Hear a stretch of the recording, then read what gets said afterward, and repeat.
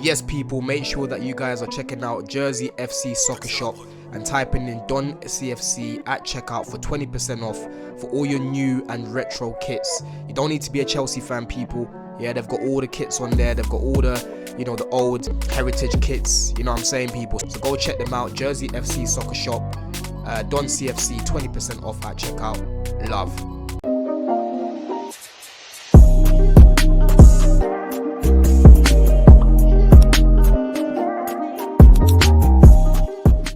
I don't even know what to think of the game today, people. We've helped Arsenal get closer to winning the league. We had Dan Potts outclassing Pep Guardiola. I'm seeing this guy was managing Croydon, I think Croydon Athletic or something not long ago. But now he's outclassing Pep in the second half. We had the better chances the whole game, pretty much. Well, the second half especially. I expected this Man City team, after seeing the lineup, to absolutely dominate us, absolutely batter us, absolutely pepper us. And that's not what happened today, bro. I don't know how to feel about this result, this performance, because there's so many players I want to talk about today who came on and helped us change that game. The likes of Hato, the likes of Santos, yeah? And it was the same players today in attack that were letting us down like they have been majority of this season, bro. Like Neto, for example, yeah? And we'll talk about Palmer as well, because Palmer today, he was a serious momentum killer as well. He ain't getting away with this, right? But going into this game, I saw the lineup. I'm seeing Josh at the back, right back, with Chalobah, Badiashile pairing. Jorgensen in goal was something that I didn't expect, yeah? Left back, you had Gusto. In the midfield, Enzo, Reece with Palmer. And obviously up front, you had João Pedro, Esteval, and Neto, yeah? And I'm thinking, bro, we're absolutely cooked, because I'm looking at Jorgensen. Zero cross collection from that guy. Zero stability from that guy. Zero confidence. Zero game time from that guy. He's barely played recently, bro. Right? I'm looking at Chalobah and Badiashile. That is a recipe for disaster usually. Yeah? Because we know so you take away Fofana from Chalobah, you take away a good, competent centre-back from Chalobah, he starts to do madness. Yeah? He starts to do madness. Right?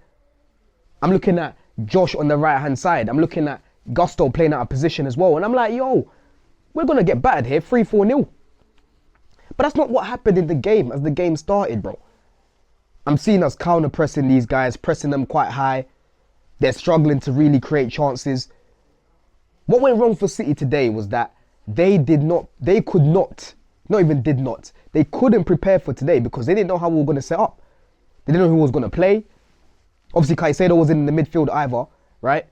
But obviously, with Maresca leaving, it was hard for them to predict how we was going to set up.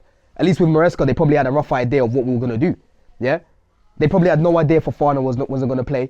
No idea Sanchez wasn't going to play, yeah? And they really struggled with our shape off the ball, because we had Esteval in the first half off the ball, who was basically playing at right wing back. And then Palmer was the one that was going mainly on the right, yeah? But every time was getting the ball in the first half, the first few minutes or whatever. João Pedro just so sloppy on it, bro. Giving it away. Yeah? Neto, just a grenade today. Grenade in that first half, just again, sloppy on the ball. Right? Man City didn't really create much. I can only think of, again, the Haaland chance. Haaland had a chance on goal. It hit the post. But again, that wasn't really a clear-cut chance. He made it for himself. Yeah? He made the opportunity for himself. Reinders scores the goal. Poor from Badiashile in the build-up, yeah? But apart from that, there's only one save Jorgensen made in the first half. They didn't even have one XG because they barely created. They were struggling to break through that shape, right? I'm seeing Josh in build-up on the right-hand side was just poor in the first half. And I'm like, bro, what I would do is take off Josh, move Reece to the right, yeah? And bring Santos on into the midfield. So we've got a little bit more balance, and we've got someone who's actually a right back, yeah? I don't really fuck with Josh at right back. I like Josh more at centre back, yeah? That's where I prefer him. Because at right back, I feel like in build-up, he ain't the greatest. His angles are all wrong.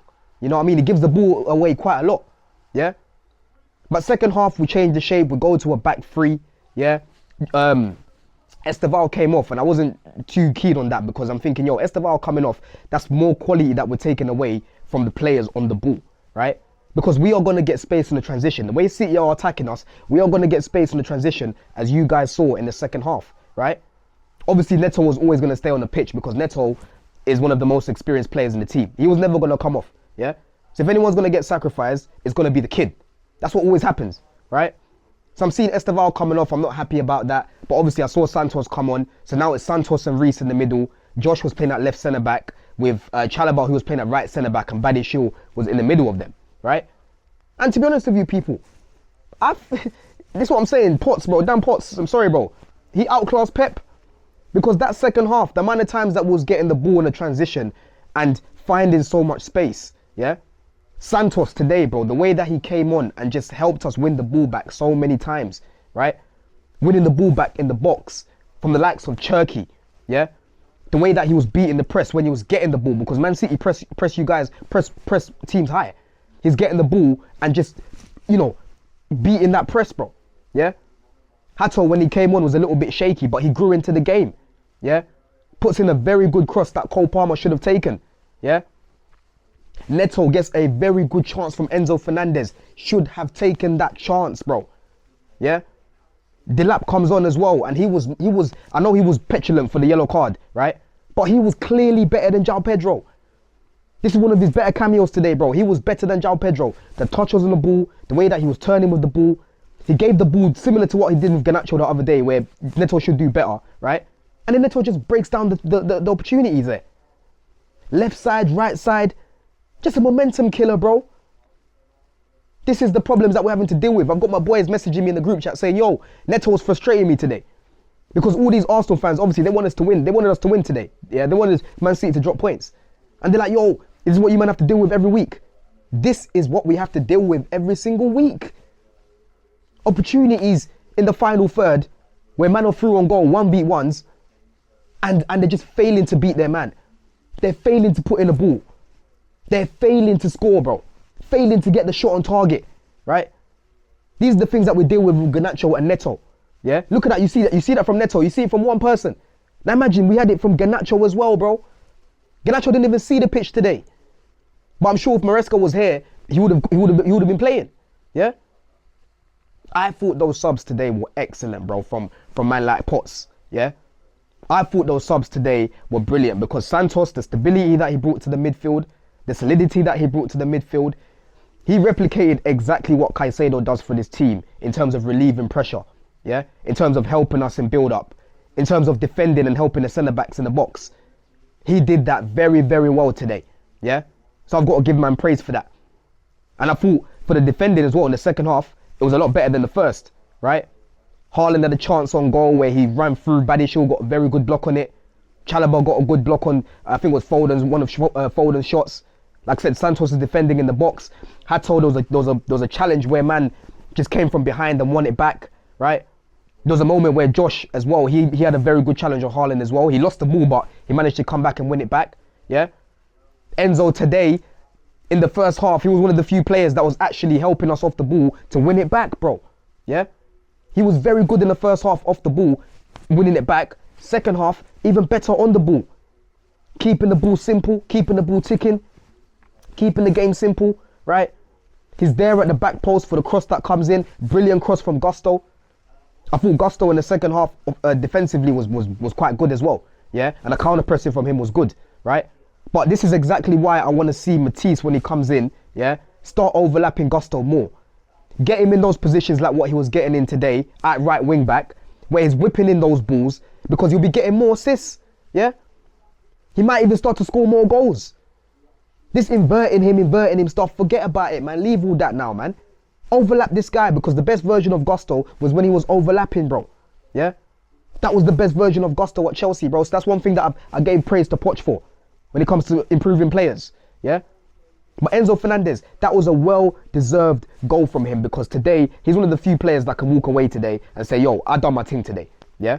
Off the ball, I thought he helped Reece in many occasions, yeah? And on the ball, like I said, I thought he was the driving force in progressing the ball forward. Like I said, he should have left with an assist, yeah? But honestly, we need to start to get more quality on this pitch in the final third. Yeah? Guys like Neto should not be a guaranteed starter in this team right now, because I'm sorry, I know Esteval got sacrificed today because we're away from home and you're going to get the whole young player nonsense and all this stuff, right? I hear all of that, yeah? But end of the day, the amount of chances that Neto had on the transition today, if it's Esteval, I'm sure something will come from it, bro. Whether that's him shooting on goal, whether that's him creating for someone, whether that's him finding someone, you know, before that main person finds someone else, something would have happened today.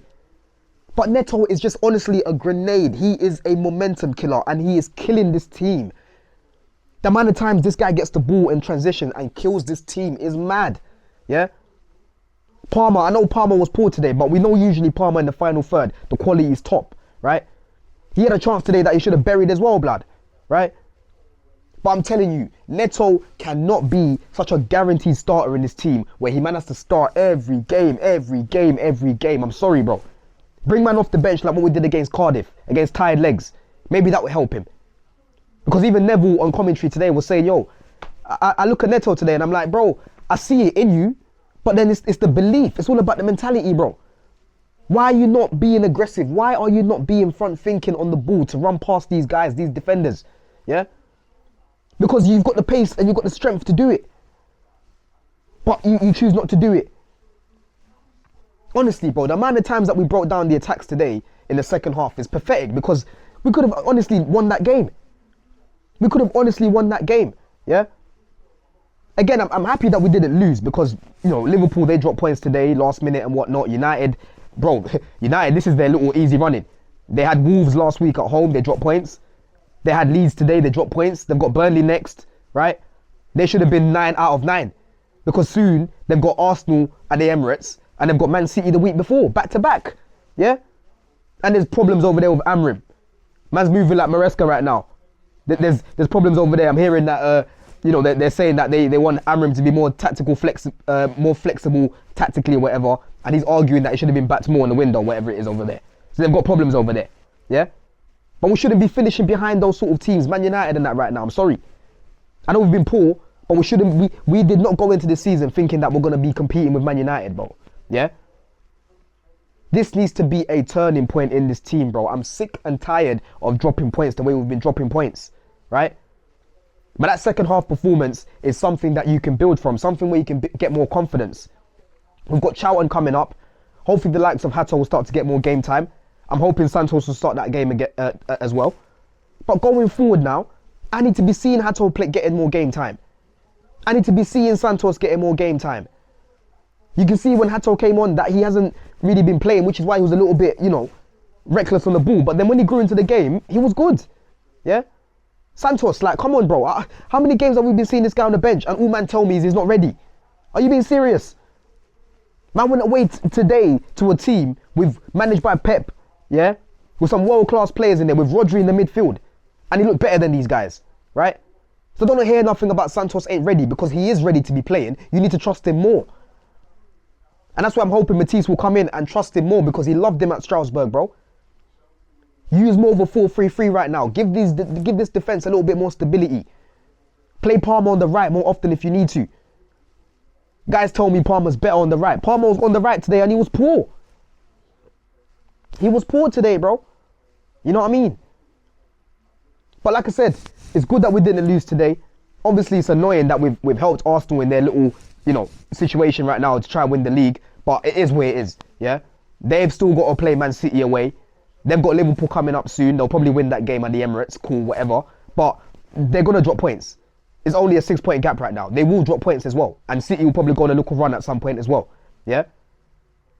But we had to leave with something today, because if I'm a Man City fan today, I'm fuming. Because if you look at that Chelsea team, you should have been battering us. And we finished that game creating better chances than you.